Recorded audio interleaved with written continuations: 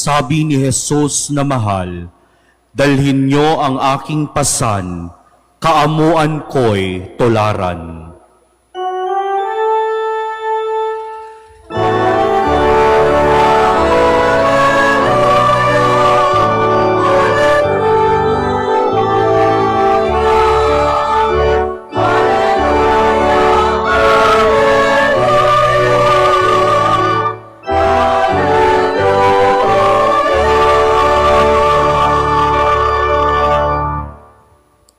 Sumainyo ang Panginoon. At sumaiyo rin. Ang mabuting balita ng Panginoon ayon kay San Lucas. Papuri sa iyo, Panginoon.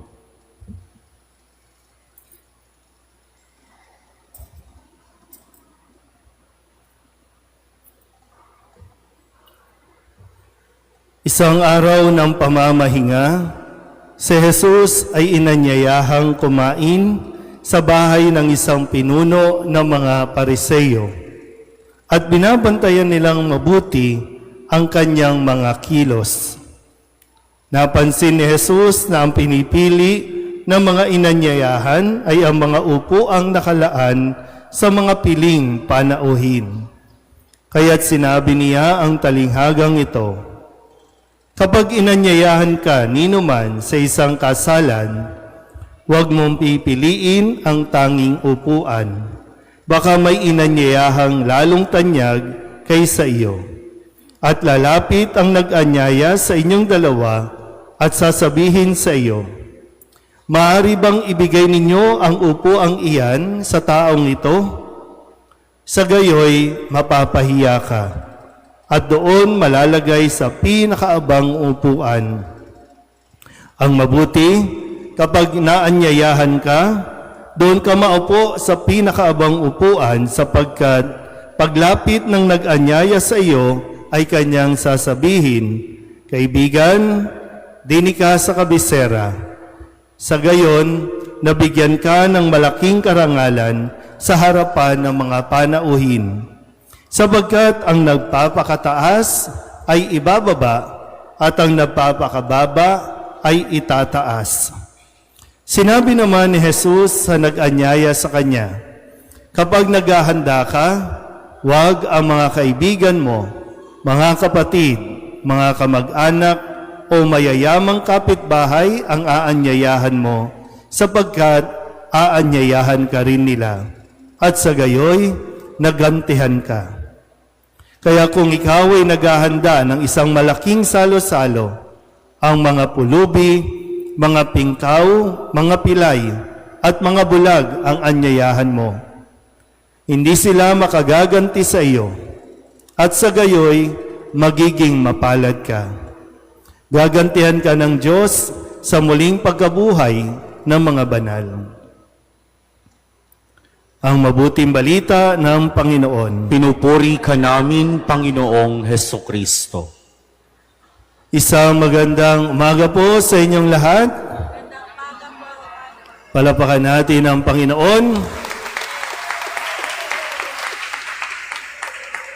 Sabihin niyo nga po, salamat Panginoon sa mga biyaya. Salamat Panginoon sa mga biyaya. Pakatandaan natin mabuti, ang lahat ng mayroon tayo ay dahil sa kabutihan ng Diyos. Wala sino man sa atin ang dapat na nagyayabang o pinagyayabang ang kung anumang mayroon siya, kahit na ito ay sabihin mong pinagpaguran mo, pinag-ipunan mo, ang lahat ay galing sa Diyos at dapat nating ipagpasalamat sa Diyos. Huling araw na po ng buwan ng Agosto.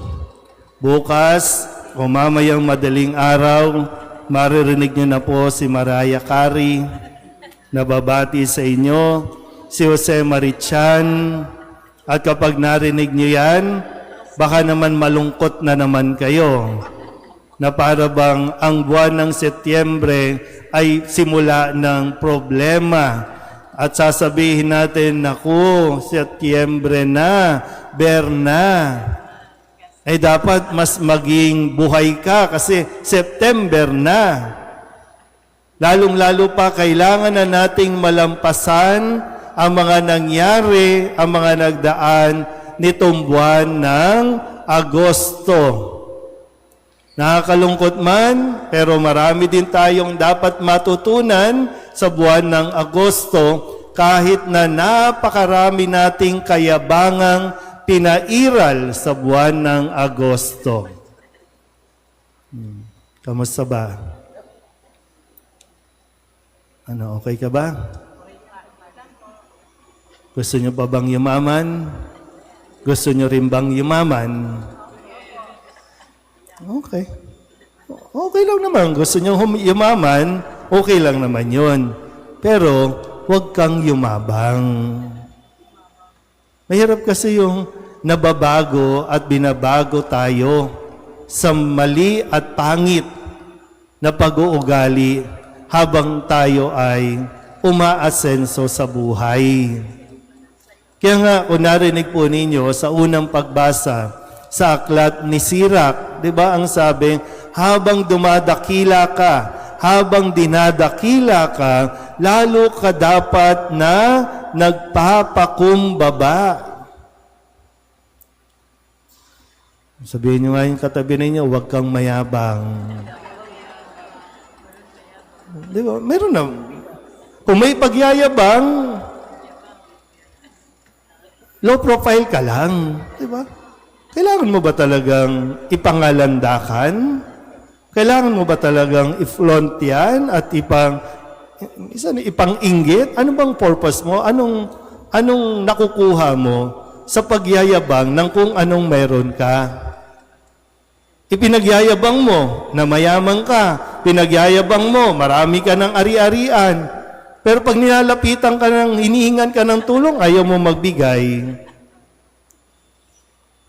Alam niyo, ang tunay na mayaman, yung mga tunay na mayaman, tahimik lang. Pero yung mga nagyayabang, ayan, ang ingay-ingay. Kasi kailangan din natin maging sensitive dahil sa panahon ngayon na lahat pwedeng makita sa social media. Maraming bata, lalo na ngayon, no, sa 9:15, maraming bata ang naririto na kailangan maging sensitive ka rin. Mga bata, mga nandito, no, sa mga bata-batang nandito, kung mayroong ibigay ang magulang sa inyo, magpasalamat kayo sa Diyos. Pero hindi kinakailangang ipagyabang. Kasi lahat, di ba, mga kabataan ngayon, gusto lahat i-TikTok, gusto lahat i-post sa social media, gusto lahat i-video. Pero kung alam mo lang, no, sa mga kabataan na naririto, kung alam nyo lang, no, bago kayo magyabang, kung alam mo lang na ang hawak mong cellphone, hindi pa bayad yan. Inutang pa yan, gamit ang credit card ng magulang mo para lamang may maipagamit sa iyong gadget. Pero wag mo nang ipagyabang. Sa mga kabataan na naririto, kapag binigyan kayo ng inyong mga magulang ng kung anuman, magpasalamat kayo sa Diyos, ipagmalaki ninyo ang inyong mga magulang, lalong-lalo na kung yang ibinigay sa inyo ay galing sa kanilang dugo at pawis. Hindi galing sa nakaw, hindi galing sa pangungurap. Ang mga magulang ninyo gusto lang nilang i-enjoy nyo rin ang buhay. At dapat yon, nararapat yon. Pero wag na wag kayong magiging mayabang o ipagyayabang ito sa inyong mga kakilala, sa inyong mga kaklase, kaibigan, lalong-lalo na sa social media. Lalo na yung mga nasa abroad. Alam niyo ba kung para magkaroon ka ng iPhone, alam mo ba kung ilang puwet ang hinugasan ng magulang mo sa ibang bansa? Para lang kahit papano maibigay sa iyo yung kapritsyo mo sa buhay. Alam mo bang kung ilang trabaho ang pinapasok ng mga OFW sa ibang bansa. Hindi lang isa, kasi pag dito sa Pilipinas, kayang-kaya, isang trabaho, okay pa. Doon sa ibang bansa, kailangan 2, 3 trabaho para makapagpadala dito at makabili ka ng branded na damit. Kaya, kapag suot mo yan, damahin mo at ipagpasalamat mo sa magulang mo na nagsisikap din, pero hindi mo dapat ipagyabang.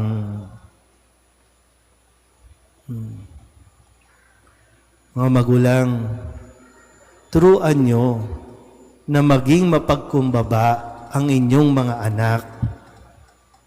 Yung kahit na mayroon na, yung kahit na gumiginhawa na kayo, huwag niyong aalisin yung values, yung kagandahang asal na manatiling mapagpakumbaba. Hindi yung ipangangalandakan kahit ikaw mismo magulang talagang hindi natin maalis. Proud na proud ka kasi. Pero alalay lang, no? Alalay lang. Kalma ka lang. Ano, okay pa ba tayo? Kasi itong mga batang ito, lalaki ito eh. Pero ano ba, katulad din ba ng nangyayari ngayon ang magiging pag-uugali? Yung nga sabi sa Ebanghelyo ni Jesus, no? Sabi ni Jesus, ang nagpapakataas, ibababa. Ang nagpapakababa, itataas. Kasi nakita niya, lahat gusto na angat. Lahat gusto nandoon sa espesyal na upuan. Lahat gusto number 1. Lahat gusto million views. Lahat gusto makita sa picture. Sabihin niyo nga yung salitang angat. Ulit, angat. Ulit, yung mas malakas, angat. Yan. O spell angat. Angat. Pag binaliktad,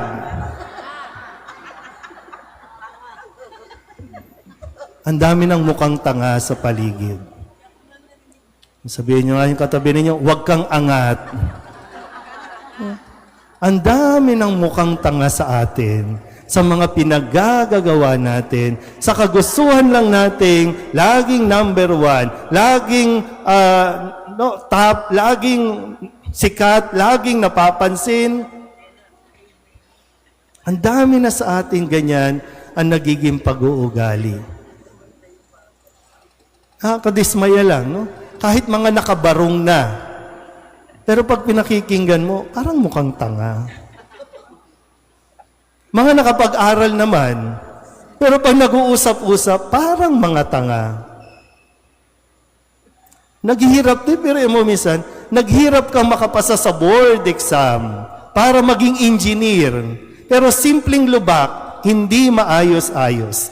Simpleng bara, hindi maayos-ayos. Kaya, baha tayo ng todo. Bakit? Ang daming tanga.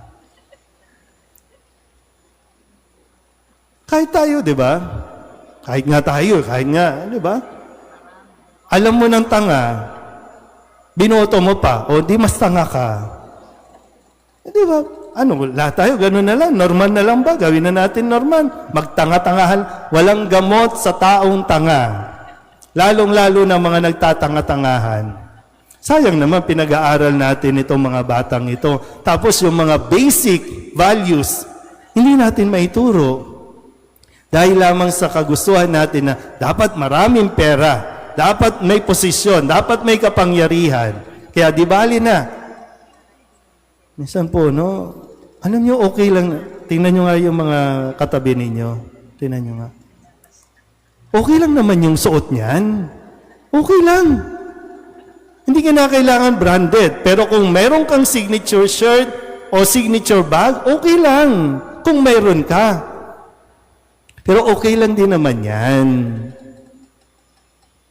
Mas bagay nga, di ba? O sige, subukan mo magsuot ka ng branded, Louis Vuitton. Hindi bagay sa iyo. Kahit nga yung mga mayayaman na, di ba? Mayayaman na yan. O, anong hawak na bag? Kung ano-anong mga signature, bagay ba sa kanila? Hindi. Nababago ba ng signature o ng branded na hawak mo ang ugali mo? Di rin. Hindi natin sinasabing masama yun, bawal yun, hindi. Pero let us be more sensitive din. Kung mayroon ka, okay. Salamat sa Diyos. Pero wag mo nang ipang-inggit pa. Pero sa mga naiinggit, no? Sabihin nyo nga sa katabi ninyo, wag kang mainggit. Kasi salamat sa iyo, di ba? Dahil sa iyo, nakabili sila. Naiinggit ka, pero ikaw naman na nagpapayaman sa kanila. O di ba, basta ngayon.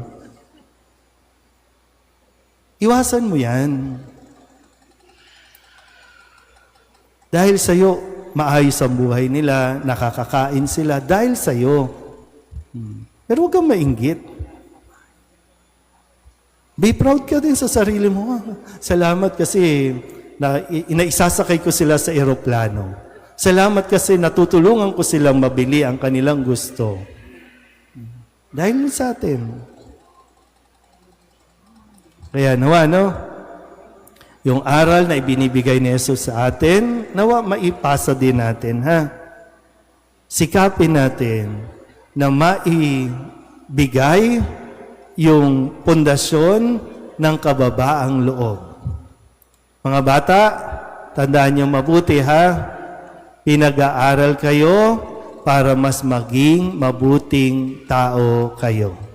At manatiling nagpapakumbaba habang kayo ay umaangat sa buhay. Amen?